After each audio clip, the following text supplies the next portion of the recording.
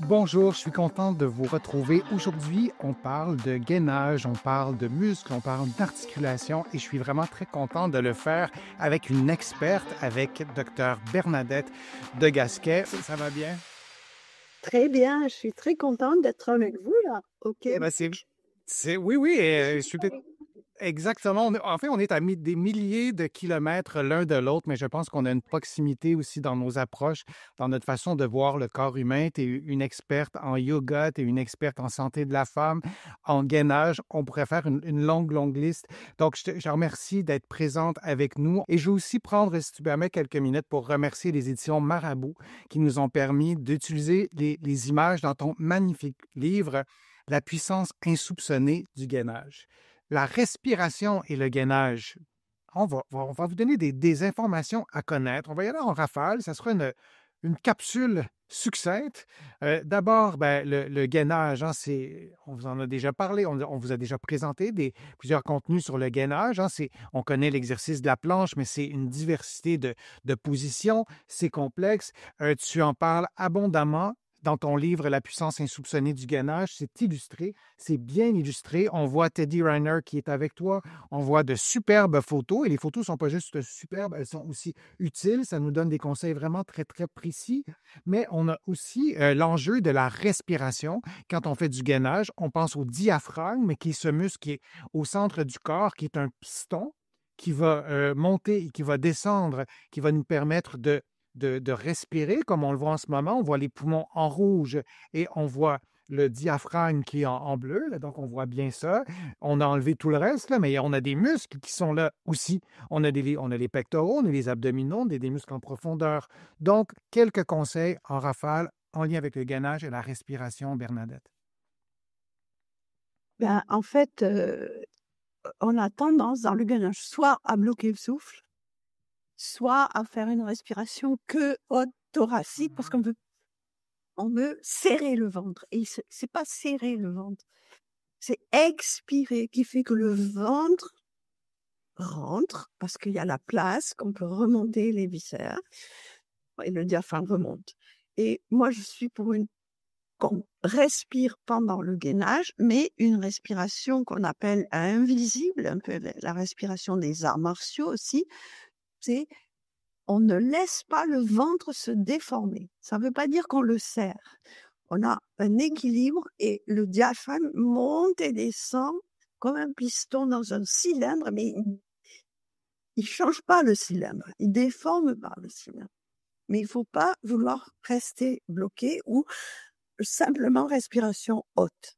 C'est un mouvement du diaphragme qui est limité et qui ne déforme pas. Je pense que ça vaut la peine aussi de prendre conscience de notre respiration parce que parfois on n'en a pas conscience. On respire 20 000 fois par jour en moyenne, c'est beaucoup. Donc, si on a pris une habitude de respirer avec le haut du thorax, comme tu le décris, Bernadette, c'est intéressant de se coucher sur le dos, de placer nos mains sur une main sur l'abdomen, une main sur le thorax, de rien faire, juste observer par où ça bouge et d'amplifier notre respiration et de voir par où l'amplification où l'amplification a lieu, le haut ou le bas du corps, c'est bien important. Est-ce qu'on peut ajouter aussi par rapport au gainage et la respiration, est-ce qu'il y a un enjeu aussi de pression abdominale? Parce que dans la vidéo que je vous ai montrée, là, on voit les poumons puis on voit le diaphragme. Mais il y a quand même un contenu abdominal, il y a quand même des choses qui sont là, et il y a quand même des muscles. Donc, dans cette respiration à laquelle on fait attention, où on prend conscience, en fait, quand on fait nos exercices de gainage, il y a un jeu de pression aussi avec la respiration et l'abdomen puis le gainage. Oui, mais justement, il faudra pas qu'on pousse le diaphragme vers le bas, parce C'est ça. qu'à ce moment-là, on pousse tout vers le bas et on augmente la pression et on pousse sur le périnée. Mais si on fait juste le cylindre et on monte, on descend là-dedans, le périnée va suivre. Il suit le diaphragme. Quand le diaphragme descend, il redescend un peu, mais on pousse pas. Et quand le diaphragme remonte, le périnée remonte aussi. Donc il y a une mobilité, mais on pousse pas, on ne déforme pas ni le périnée ni les abdos. Et est-ce qu'on peut aussi J'ai ajouter... Oui, vas-y, vas-y. j'ai vraiment ressenti ça très fort quand je suis allée au Japon. Je vis beaucoup au Japon et je me suis fait habiller en kimono pour voir ce que c'était. parce que c'est quelque chose, on est complètement saucissonné. Et je me suis dit, il y a une grosse ceinture rigide.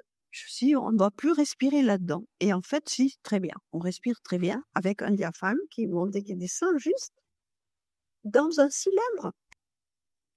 Puis on peut peut-être aussi ajouter l'élément, le conseil en fait que tu nous as souvent donné par rapport au gainage, c'est que c'est pas un concours de puissance.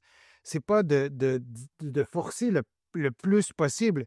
Il y a des athlètes comme Teddy Riner, avec qui tu as écrit le livre, qui ont un niveau de puissance globale, un contrôle. Il y a un équilibre qui peut être préservé malgré un niveau de puissance élevé. Mais si c'est un concours vers la puissance, souvent, on va bloquer la respiration et là, on va un peu, j'allais dire, désarticuler notre gainage. C'est vraiment pas le bon terme, mais on va déconstruire le gainage plutôt qu'avoir un gainage qui en fait un travail d'équipe avec différents groupes musculaires et l'équipe au complet doit avoir le même niveau pour pouvoir progresser. Sinon, ben, on doit tricher un petit peu et c'est pas efficace et d'y aller en étant à l'écoute de sa respiration, c'est peut-être un signe aussi palpable de se dire, ben là, je vais peut-être trop fort parce que je vais aller trop vite, je vais aller trop puissamment et je me rends compte que je bloque ma respiration. Et là, ben, c'est vraiment pas l'idéal. Donc, des conseils très simples, hein, jamais bloquer votre respiration. Le niveau de puissance de faire attention et de respirer davantage comme dans un cylindre plutôt que de gonfler le ventre au maximum. Merci pour ces informations. Merci pour votre présence, pour vos questions, pour votre intérêt aussi que vous avez porté à nos contenus. Merci beaucoup, beaucoup, Bernadette, de ton expertise, de ta générosité, de ta disponibilité. Ça a été très agréable aussi de construire le live en amont. Donc, merci d'avoir été là. J'invite tous les internautes aussi à aller voir plutôt ton livre, La puissance insoupçonnée du gainage, de Dr Bernadette de Gasquet et de Teddy Riner, deux athlètes à leur façon. Et il y a des contenus qu'on vous a présentés aujourd'hui. Vous allez trouver des éléments d'information complémentaires dans mon livre Plus jamais malade, qui est en vente ici au Québec, mais aussi de l'autre côté de l'Atlantique. Et j'en suis vraiment très ravi.